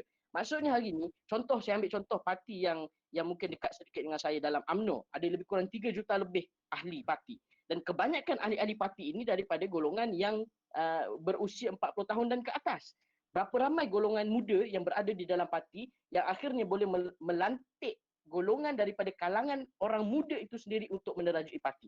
Kalau kita pergi Pimpinan Agung UMNO pun, kita bertengok 80% daripadanya adalah orang-orang yang veteran. Macam mana kita kata kita nak take over? Maksudnya kalau you nak buat take over, nak buat rejuvensi dalam parti, memerlukan ramai orang-orang muda ini masuk ke dalam parti. Tetapi berapa ramai rakyat kita yang muda, terutamanya golongan sahabat-sahabat saya, yang nak jerut leher mereka masuk dalam parti. Sebab once you masuk dalam parti, you akan mempunyai impak-impak lain. Impak-impak dari segi sosial you dengan masyarakat, keluarga, sosial you dengan kawan-kawan, impak daripada poket. Tak boleh nafikan macam mana yang YB katakan. Saya ahli parlimen belia. Sepatutnya saya dilatih untuk bentang usul di parlimen untuk menjadi legislatif. Tetapi apa yang berlaku bila saya balik ke kawasan, saya jumpa ada persatuan yang akan datang minta bantuan, orang ini akan datang minta bantuan, malah ketika PKP pun saya tak ada rumah. Sebab banyak sangat yang perlu dibantu. Tak apalah, kita bantu. Dan saya lihat kawan-kawan dalam parlimen belia pun banyak sangat yang turun ke kawasan menggunakan duit sendiri. Walaupun tak ada peruntukan seperti ahli parlimen biasa, tetapi masih lagi mengeluarkan duit sendiri. Maksudnya ini contoh. Bila you masuk dalam politik kepartian, you kena bersedia dari aspek keuangan, you kena bersedia dari aspek mental, you kena bersedia dari aspek masa dan sebagainya. Sebab itu akhirnya golongan muda ini kurang dia punya penglibatan dalam politik kepartian yang sedia ada. Dan kewujudan parti seperti parti muda ini menjadi satu alternatif kepada golongan muda yang mungkin tidak mahu terikat dari aspek lokaliti, tetapi mempunyai idea-idea tertentu untuk dibawa kepada pihak kerajaan menggunakan kaedah parti alternatif seperti yang saya katakan, yang berlaku di Perancis, berlaku di Thailand dan Indonesia. Tetapi dalam analisis saya adalah analisis apa kelemahan dan kelebihan melalui kaedah ini. Mungkin kita boleh buat perbahasan lain lah berkaitan dengan bagaimana sustainability politik orang muda. Tetapi dari aspek hari ini kalau ditanya kenapa orang muda kurang menguasai parti-parti sedia ada adalah kurang penglibatan sahabat-sahabat saya. Kalau saya nak jadi contoh, one day saya nak jadi ketua Presiden UMNO Malaysia. Berapa banyak? Ada 200 lebih bahagian di seluruh negara. Bahagian saya saja ada 100 lebih cawangan. Dan setiap cawangan ni bila nak buat mesyuarat perlukan dari segi kekuatan kewangan. Satu mesyuarat kalau 100 cawangan dah berapa? Yang saya perlu spend dan sebagainya. Sebab itu kurang penglibatan dalam kalangan orang muda, dan macam yang YB katakan sebentar tadi, ia memerlukan satu change dari segi ekosistem politik itu, dan juga yang kedua dari segi mentaliti masyarakat berkaitan dengan parti. Parti itu tidak patut dilihat sebagai satu organisasi yang berteraskan kepada keuangan. Dia bukan bermaksud ianya politik wang yang sogokkan dan sebagainya. Tidak. Untuk menggerakkan parti itu sendiri memerlukan keuangan. Dan itu yang berbeza dengan parti alternatif muda yang menggunakan crowdfund dan sebagainya, berbeza. Berbanding dengan parti-parti alternatif yang banyak menggunakan keuangan oleh pemimpin itu. Jadi sebab itu kita lihat golongan-golongan yang lebih beradil ini, yang bukan marhen ini, yang banyak menerajui parti-parti seperti ini. Sebab mereka mempunyai kekuatan dari segi keuangan untuk membantu organisasi parti. Berbeza kaedahnya dengan parti muda. Itu adalah dua perkara yang berbeza. Dan itu antara punca kenapa kurang dominasi dalam kalangan orang muda dalam parti yang sedia ada. Saya rasa panjang dah tu penerangannya. Terima kasih saudara Jazli. Jadi satu penjelasan yang agak berbeza di mana berpendapat bahawa sebenarnya sudah ada platform untuk anak muda untuk melibatkan diri dalam politik, tapi bagaimana dan cara-cara yang berbeza untuk melibatkan diri dalam politik, dan juga yang paling penting mungkin kita boleh nampak di situ ialah kesedaran anak muda itu sendiri. Jadi saya rasa disebabkan kita kesuntukan masa mencemburi, saya tidak dapat mengambil lebih soalan. Jadi itulah, saya pun sendiri rasa kita perlu rungkai lagi banyak benda dalam benda ini. Tapi saya mungkin terus ke sesi penggulungan di mana kita akan bertanya tentang satu soalan ataupun solusi penutupan penggulungan, di mana saya ingin tanyakan kepada semua panelis untuk menggulungkan idea dan pendapat tentang topik ini dan dengan mudah berikan satu solusi atau gerak kerja ke depan tentang bagaimana untuk kita memastikan belia untuk tidak tersisih dalam pembentukan polisi dalam negara. It's just a very short dan clear. Yang penting kita nak semua dalam audience kat sini sedar yang itu adalah solusi yang perlu ada. Mungkin kita boleh mulakan dengan saudara Haziq. Teruskan. Kalau boleh saya rumuskan short and simple. Kalau kita tengok tadi, saya petik daripada saudara Jazli memberi tahu beberapa peringkat sama ada daripada segi perbuatan polisi secara direct, peringkat mendapatkan pandangan daripada stakeholders, ataupun saya tambah satu lagi, tak ditanya pendapat langsung, diabaikan dan sebagainya. Jadi kita ni daripada setiap organisasi, nilai pengurusan organisasi atau institusi nilai tahap mereka di mana, ada cara mereka approach dengan stakeholders. Adakah mereka tak pernah approach langsung, adakah mereka buat banyak town hall, ataupun mereka dah melibatkan setiap stakeholders. Dalam kata ini orang-orang muda ataupun dalam konteks saya mahasiswa masuk ke dalam mesyuarat, menjadi sebahagian daripada pembuat keputusan. Kita tengok setiap institusi ni di manakah aras ataupun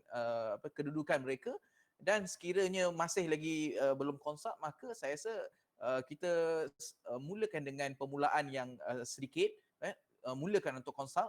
Bagi mana-mana pengurusan institusi yang dah biasa buat town hall, takat gambar tapi tak ada apa kesan dan sebagainya, mulakan dengan menyenaraikan pandangan-pandangan yang diambil daripada town hall secara direct dan pembuatan keputusan, dan mula bersedia untuk memasukkan stakeholders ataupun dalam kata ini anak-anak muda ataupun mahasiswa dalam proses pembuatan keputusan. Dan saya rasa proses kodifikasi sama ada pembuatan undang-undang ataupun merangka TOR, Terms of Reference, mesyuarat dan sebagainya ini penting untuk dimasukkan terus golongan-golongan ini, mahasiswa ke, anak muda ke.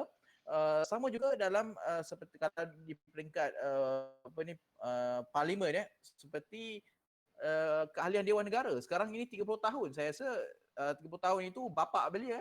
Jadi kena diturunkan lagi. Jadi proses kodifikasi dari segi undang-undang, kaedah ataupun peraturan ataupun sehingga ke terms of reference ini perlu dijelaskan benar-benar supaya kita ada satu mekanisme sustainability dalam memastikan perwakilan anak muda atau mahasiswa dalam pembuatan keputusan. Itu konklusi secara ringkas. Terima Okay, kasih. boleh saya tambah sikit? Pasal tak perlu ada meeting. Alright. Teruskan, terus YB boleh terus. Okey, bagi saya PRU yang ke-15 ini merupakan platform terbaik bagi orang muda membuat satu perhitungan yang wajar dan merupakan permulaan anjakan kepada negara kita dengan kita yang pertamanya menolak dahulu pemimpin yang telah dibuktikan korup ataupun dilihat korup. Jadi selagi mana orang muda masih boleh menerima pemimpin yang korup ini, pemimpin yang telah dibuktikan bersalah di mahkamah, jadi hala tuju politik kita takkan ke mana. Jadi kalau kita betul-betul nakkan belia itu ataupun orang muda tidak tersisih daripada dasar-dasar negara, sudah pasti kita perlu memilih mereka yang bersih dan sudah pasti sudut logiknya yang bersih ini mereka yang masih muda kerana mereka tidak lagi terdedah dengan perkara yang negatif ataupun tidak terdedah lagi dengan salah guna kuasa, penyelewengan dan sebagainya. Jadi ini yang akan membuatkan negara kita akan bergerakkan lebih maju ke hadapan.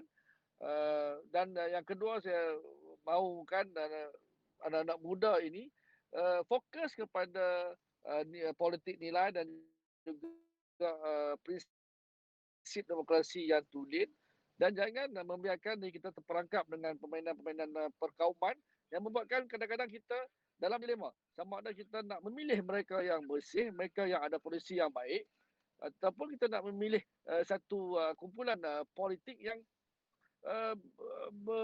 bertunjangkan kepada perkauman tanpa memikirkan tentang polisi-polisi dan dasar yang boleh memberi manfaat pada orang muda, bagaimana masalah ekonomi hari ini dan sebagainya. Itu yang membuatkan negara kita tidak akan bergerak ke hadapan. Jadi kalau kita betul-betul nak memastikan polisi-polisi negara ini tidak menyisihkan belia, tidak menyisihkan orang muda, kita perlu memilih orang politik yang benar-benar mempunyai idealisme yang betul, mempunyai cita-cita juga iltizam untuk membangunkan negara ini berdasarkan prinsip demokrasi juga politik nilai dan bukan bermain dengan perkauman sehingga mereka sibuk dengan politiking, lupa pada keperluan semasa rakyat. Terutamanya dalam kita berhadapan dengan COVID, masalah ekonomi dan sebagainya. Sekian Saudara Zaman. Terima kasih. Ya, saya rasa undur dulu sebab saya perlu ada meeting. Okey. Terima kasih semua panelis. YB. Bertemu lagi insya-Allah. All the best. Terima kasih, YB. Everyone, all the best. Okay. Alright, jadi terima kasih YB. Jadi kita boleh lihat situ YB berpendapat bahawa political values itu sangat penting dalam pemilihan campaign itu sendiri. Jadi banyak benda yang kita dapat lihat dari penerangan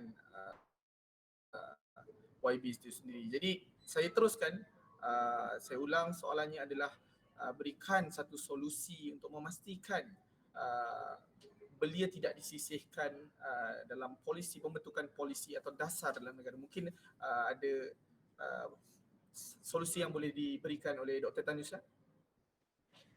Boleh, tapi solusi saya sangat bias ya. Sertailah Parti Muda. Yeah.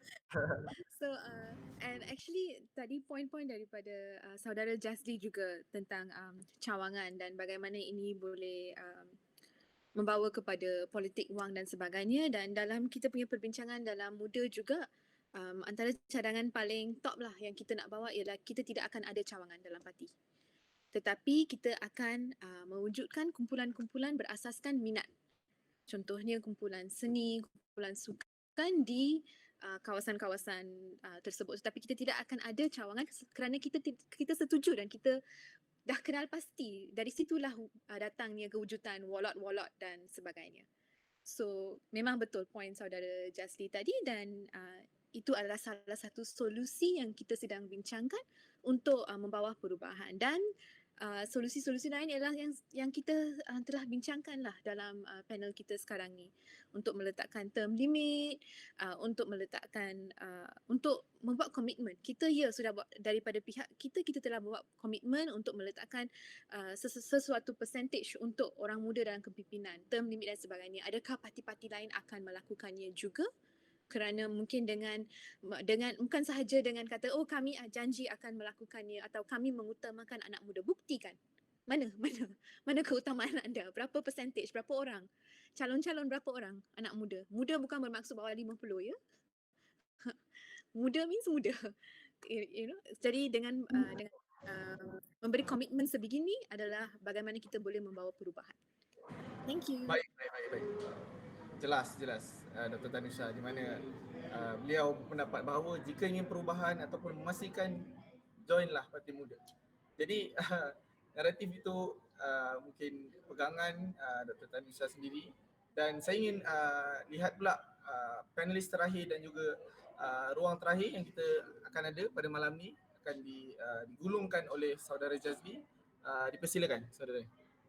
Okey, solusi yang saya boleh cadangkan adalah berdasarkan kepada pengalaman saya sendiri, iaitu untuk orang muda melakukan perubahan di dalam politik negara adalah orang muda itu sendiri perlu melibatkan diri dalam parti. Saya dahulu PRU 14 saya mengundi, dan ketika itu saya bukanlah orang yang mengikut kepada politik kepartian. Saya anggap bahawa tanpa politik kepartian pun kita mampu untuk membuat satu perubahan. Sampailah akhirnya saya sedar bahawa penguasaan kepada golongan-golongan yang mungkin kita tak minat. Saya tak boleh bias lah. Mungkin muda akan cakap politik orang tua. Mungkin parti Melayu cakap penguasaan parti-parti yang tidak membawa kepada aspirasi golongan majoriti. Parti-parti yang inklusif akan kata, kita akan tolak golongan parti-parti yang bersifat racism. Berbeza. Semua ada naratif dan ideologi parti mereka masing-masing. Tetapi bagaimana untuk kita pastikan ideologi kita dapat diangkat melalui pembentukan polisi negara, kita perlu letakkan diri kita, posisikan diri kita sebagai golongan belia di dalam parti. Sebab hujung hari yang mampu membuat perubahan kepada dasar negara adalah parti, iaitu pemimpin politik. Kita boleh kata kita benci politik dan sebagainya, kita benci pemimpin-pemimpin politik, ya. Tetapi untuk kita ubah sesuatu perkara itu, kita perlu menjadi golongan tersebut. Untuk kita ubah pemimpin-pemimpin yang kita tidak suka, maka kita perlu menjadi pemimpin yang lebih baik. Maka sebab itu, solusi pertama yang kita boleh lakukan, mungkin ahli webinar pada hari ini dan juga mungkin yang tonton live ini, perkara pertama, malam ni sebelum tidur fikir apakah parti yang kita rasa sesuai dengan diri kita. Tak kisahlah. Kalau you rasa UMNO adalah parti yang terbaik, 60 tahun mentadbir negara, memajukan negara, itu bagus, sertai. Kalau you rasa parti muda ini lebih bersifat inklusif dan mampu membawa perubahan, sertai. Kalau you rasa PKR akan mampu membawa reformasi institusi yang lebih baik, sertai. Tak kisah untuk you sertai mana-mana parti. Itu adalah budaya politik yang perlu kita bawa sebagai orang muda. Tetapi, first, masuk dulu parti. Kemudian barulah kita boleh kuasai parti, barulah kita boleh kuasai ekosistem pemerintahan negara kita melalui suara kita. Kita sama-sama ada aspirasi yang sama, iaitu nak selesaikan isu pekerjaan. Parti muda, bawalah solusi selesaikan isu pekerjaan. Saya mungkin dalam UMNO, saya bawa solusi isu pekerjaan. Saudara daripada Amanah, bawalah solusi untuk pekerjaan. Tetapi kita membawa kepada aspirasi yang sama, iaitu menyelesaikan masalah. Bukannya menambahkan masalah, nak buat darurat dan sebagainya. Contohlah. Itu yang pertama. Yang kedua adalah dengan memastikan kita sentiasa lantang bersuara. Walaupun saya secara terus terang, mungkin saya lebih rapat. Saya lebih rapat, saya bukan pemimpin parti, saya lebih rapat dengan UMNO Barisan Nasional, tapi saya kritik. Hari-hari saya kritik kepimpinan kerajaan pada hari ini yang secara tidak langsungnya BN dalamnya lah. Saya kritik. Daripada pemimpin Parti Muda pun saya kritik. Daripada pemimpin Pakatan Harapan pun saya kritik. Dan orang muda perlu konsisten dalam mengkritik kepimpinan negara untuk memastikan bahawa kita menyediakan alternatif yang lebih segar. Sebab orang muda sifatnya dia tidak terikat kepada nilai sentimental.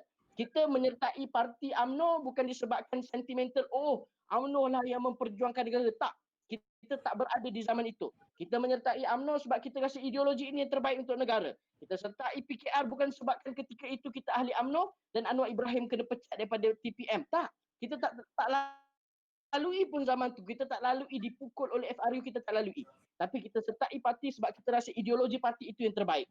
Maka sebab itu, kita tak ada nilai sentimental, kita tidak terikat kepada parti, maka kritiklah mana-mana parti sekalipun parti itu adalah parti kita dan parti tersebut memerintah negara.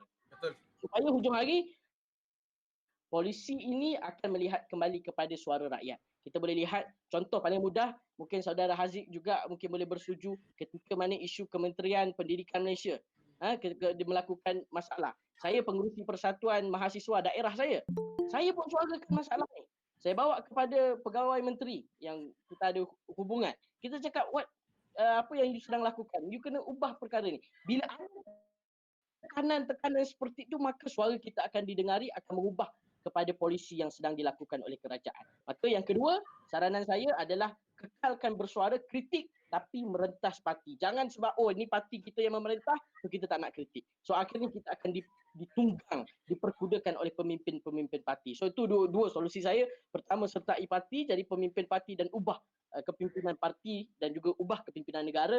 Yang kedua, kekalkan kritikan-kritikan kita tanpa kita kira itu parti kita ataupun bukan.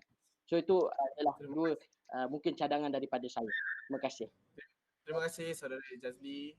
Satu pandangan yang sangat jelas, solusi yang sangat jelas kerana beliau percaya bahawa perlu ada perbezaan ideologi parti politik itu sendiri bagi memastikan semua pelibatan anak muda ini terjamin dan juga pelbagai cara untuk mempunyai dasar-dasar yang lebih baik pada masa hadapan. Jadi libatkanlah diri dalam politik dan betulkan persepsi anda tentang apa itu politik dan sebagainya. Alright, jadi saya sangat rasa kecewa kerana masa sangat mencemburui kita. Banyak lagi sebenarnya yang kita ingin kupaskan. Perbincangan sudah lebih lanjut sebenarnya, tapi tidak mengapa. Saya berharap banyak lagi orang kata diskusi-diskusi ilmiah atau webinar-webinar. Mungkin lepas ini akan ada secara fizikal untuk kita bincangkan ataupun majukan anak muda di dalam negara kita ini.